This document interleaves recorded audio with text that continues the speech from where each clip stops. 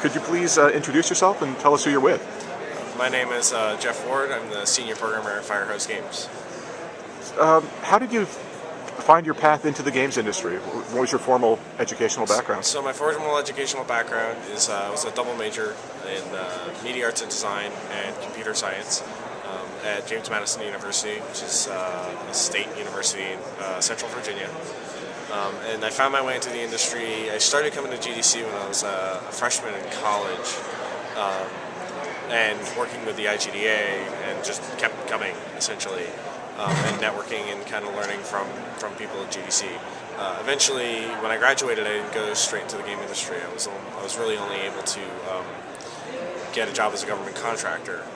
The great part here was that I was actually working with some really amazing people, including several programmers, one of which is now with Microsoft and on their XLSP platform team. So one of the great parts there was the fact that I happened to go somewhere where there were these people that were really talented. When they got bought by Lockheed Martin, I decided to kind of use my networking to try to get a job at Bethesda, and they actually hired me there as a junior programmer. That's pretty cool. So now you're a tech lead. Yep. Obviously, you're using things that you didn't know about when you were going through your formal educational process. What do you do to keep up with the changes in what's current in the industry, and what kind of learning you do on a day-to-day basis? There's enough people kind of in the game industry that are interested in kind of giving that information away, especially on the internet now. It's much harder, probably, when I was in college, which is I guess 12 years ago now. Jesus Christ. It was much harder, but still possible. GameDev.net was kind of in its infancy, but still doing a lot of really interesting work. Already it had started giving out its source code. So that's kind of how I started, was just kind of looking through those things and just going and doing it. And then, moving forward, it's just, you run into these problems, and everybody runs into the same problems over and over and over again. And it's just kind of, watching on Twitter now and watching the blogs, Alt-Dev Blog-A-Day. And just following these professional people who just share what they're doing. I mean, back in the day, John Carmack would just share everything he would talk about kind of what he was working on before blogs on .plans. And if you could get access to those, you could just kind of follow what everybody was doing. And so it requires kind of this passion, right, for games and for improving technology. And in fact, when I'm looking to hire people, I'm actually looking for that. So some of the interview questions I might ask involve kind of, tell me about, this thing that you're doing, and tell me about how you learned about it and how you kind of what was cool about it. And I deliberately ask these open-ended questions to get them to kind of pull out and kind of tell me what makes them passionate about it, right? So when you have that passion, you're just always going to be constantly kind of trying to find, the most interesting way to do things, and the things that will make your job easier, right? It's always about making your job easier. If it makes your job more complex or harder, it's always going to be an issue.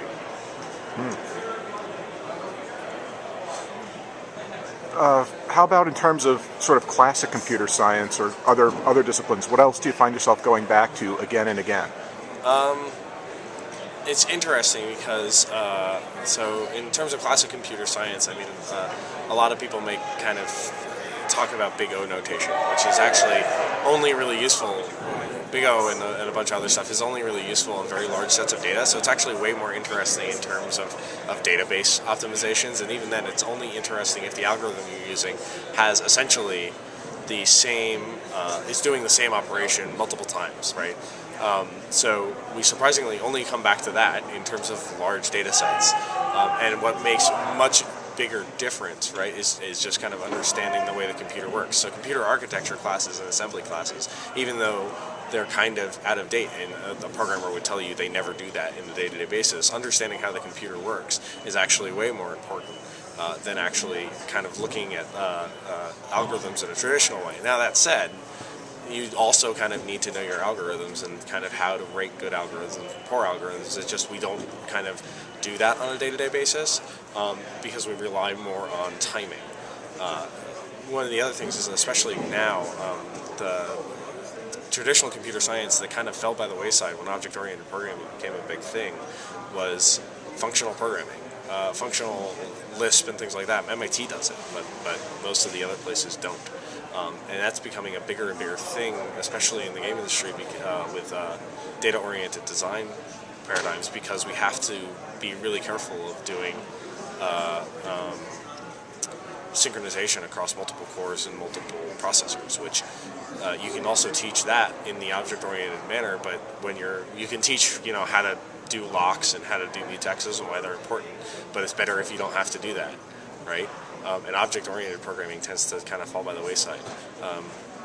That doesn't mean that we're still not doing object-oriented programming. We are, and it's important to learn. But the list, kind of the functional programming, is just as important. So, at least in my education, one of the things that was really, really nice is we went through we looked at all those languages. We had a class that was completely kind of programming languages that would show us kind of these different ways of programming. So that's not something that maybe a traditional computer, like a school that's focusing more on games, might not have done at the time, which is really helpful now in the future.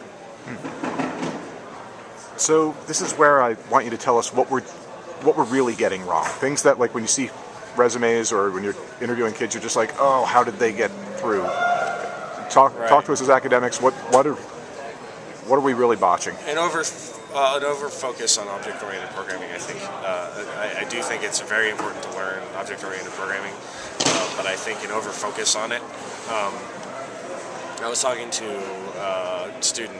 He wasn't a student. I was talking to actually a professional programmer who was basically, when I was telling him about this functional programming stuff, right, this data-oriented stuff, he was basically saying, you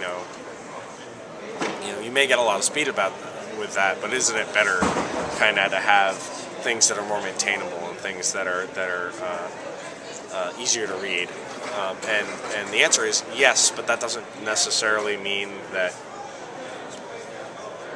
they're mutually exclusive, right? There's this idea that's kind of perpetuated by the Gang of Four and these patterns in object-oriented programming that that it's this misconception that the only maintainable code is going to be patterned code or object-oriented code, and that's all not true. And I actually had to learn that myself. I even gave a talk not so much as 4 or 5 years ago about kind of how to use those patterns. And I wish I could go back and be like, this is just one way to do it. Please don't follow this kind of across the board. Overuse of singletons is very, very common in the game industry, in both the game industry and in a lot of other places, because it's a pattern, right? So it must be good, but in reality, it's a really terrible thing. It's kind of a hack in order to get the behavior we want in an environment that doesn't really want to support that. So it seems like a good idea, but in reality it's just a global. So you'll come and say globals are bad. Singletons, which are just globals, are good, but that doesn't make any sense, right? You still have the same problem with synchronizing against the singleton is almost impossible, which is the reason you were avoiding the global in the first place. Other things you might be getting wrong, it's tough to say. I really do like to see a focus now on kind of how computers work in assembly, despite the fact that we're not looking kind of at assembly level stuff. Right. Kind of doing that is really, really, really nice, because it gets people to understand how the computer works. Surprisingly, I hated the course at the time. But then we had a computer architecture course that used a fake assembly language that was really, really easy to use. And despite the fact that this was like a completely reduced set of assembly code instructions, like learning that was actually really, really, really helpful, because it helped me understand kind of how caches work and how kind of the computer looks at things, which is not, they don't see objects, they just see data. The other thing is a good friend of mine at Bethesda, Joel Denault, who's probably one of the best programmers I've ever had the chance to work with. He would often tell me, it was just like, traditional computer scientists or software engineers lose the fact, they forget the fact that programming is taking data and transforming it. That's all it really is. It's just taking data and transforming it, and occasionally displaying it on the screen. And just object-oriented people just kind of don't grasp it, because it's not how object-oriented makes you think. The nice thing about our object orientation is that it helps. It's a nice abstraction, so people can grasp onto it. Right? It's easier to say there's an object on screen which is directly correlated to an object in my code, and despite the fact that that's not necessarily the best way to do it, it's probably the easiest way to think about it. off on a lot of tangents. It's okay. Seriously, that's really good stuff. Anything that we might be doing right? Want to make sure that we stick with so it? I think one of the things that universities do right, and I've already kind of touched on it a little bit, right, is when you don't focus on a single piece of kind of the way things are. And I think that a lot of universities that are focused on game development, right, are going to focus on the way tech is currently. Whereas a traditional computer science program is going to have these classes like programming languages, where you're going to say, well, we're teaching everybody C, C++, or we're teaching everybody Java, but you should really know that there are these things like Lisp and Haskell and Ruby and Python and these other ways of programming and Smalltalk and talk about kind of, there are different ways to look at programming, and there are different ways to look at computers, and there are different ways computers work. And university, and especially a traditional computer science degree, is going to look at that, right? They're doing their students a disservice if they don't, because you don't know where the game industry is going, and where the programming industry is going, right? And 10 years from now, everybody may be working in Erlang, because it's like way faster to scale across multiple machines, multiple platforms. Do I think that's going to happen? No, because Erlang's kind of weird, but it could. But could it? Yeah. Last thing, anything that you would want to advise to students developing a portfolio for programming? Well, I mean, portfolio for programming is weird. Participate in game jams. That's a really good thing. Firehose is actually we may implement a policy kind of new programmers and new people when we're looking to hire them. We may actually have them participate in a game jam so that we can kind of get a better idea just how they work. It prepares you for kind of the pressure, the time pressure. It makes you ship something, and it has to be short, right? One of the big problems that students, and including myself, have always had is kind of doing small, simple games. They always kind of want to do these really complex things that it's just all like, and you're never going to get it done, right? And having